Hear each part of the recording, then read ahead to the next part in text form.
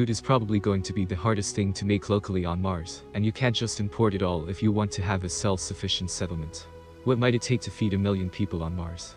Lab-grown meat, tunnel-grown crops, and cricket farms. What do you suggest? When it comes to plans for crewed missions to Mars, NASA typically assumes round trips with only brief stopovers on the red planet. However, commercial space companies have emerged intending to colonize outer space, with SpaceX specifically aiming to develop civilization on Mars. The most practical strategy for long stays on Mars involves living off resources that already exist on the red planet, instead of relying on resupply ships from Earth.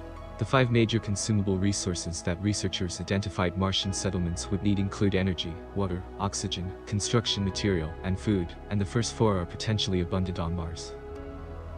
For instance, solar power, likely supplemented with nuclear fission reactors, can help provide energy for would-be Martians. Ice and hydrated minerals on Mars are sources of water. Carbon dioxide can get converted into oxygen.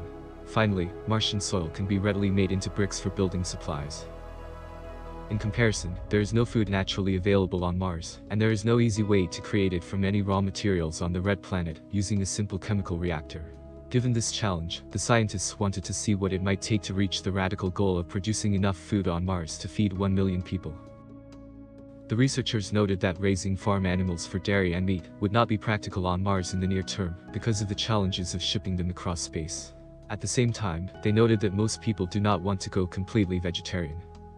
Insect farms are well suited for Martian cuisine, as they provide a lot of calories per unit of land, while using relatively minor amounts of water and feed. Crickets in particular are one of the more promising examples of edible insects, with cricket flour potentially incorporated and hidden in many different recipes. For those who do not fancy insects, cellular agriculture, that is, food derived from cells grown in lab dishes, could help people on Mars eat a somewhat more familiar diet. Everything from algae to meat and fish to cow less milk and chicken less eggs is now possible. The large amounts of money that investors have poured into refining such technology has already driven down the costs of a cultured meat burger from $325,000 to $11 per patty in 2 years. When it comes to crops, the concept art of Martian settlements usually features greenhouses, but those may not prove practical. Because Mars is so far from the sun, even on the equator, where sunlight is strongest, the number of light plants would receive would be similar to what they get in Alaska. Moreover, although greenhouses are made of clear window panes, these still typically absorb 50 to 70% of light on Earth, and may block even more on Mars, since a stronger material is likely needed to support a heated, pressurized interior, given how the air on the red planet is much colder and thinner than on Earth.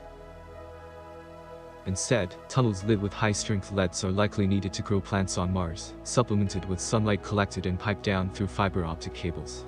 Soilless farming involving hydroponic or aeroponic systems is possible, but those strategies would require more mass shipped to Mars, in the form of trays, pumps, and reservoirs.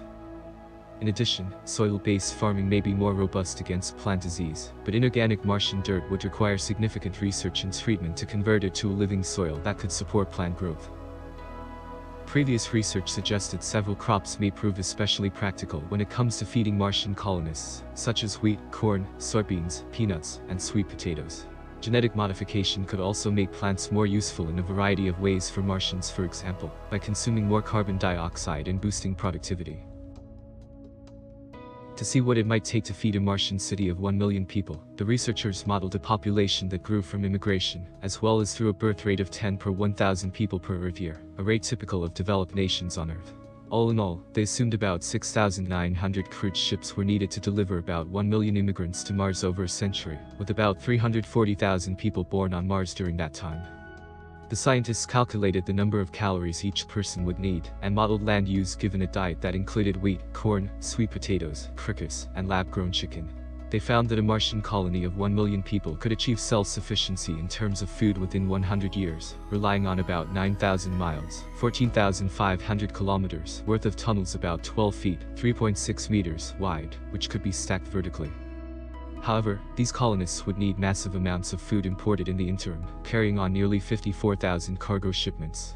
The scientists noted there were a variety of strategies that could be used to significantly reduce the amount of imported food, such as increasing the rate of farm construction on Mars. Future research on how to best feed Martians should focus on boosting crop productivity, working out the most efficient and palatable insect species, improving the flavor and texture of cultured meat, improving the efficiency of the LED lighting used to grow crops, and developing automated methods for rapidly building pressurized, shielded areas to house farms.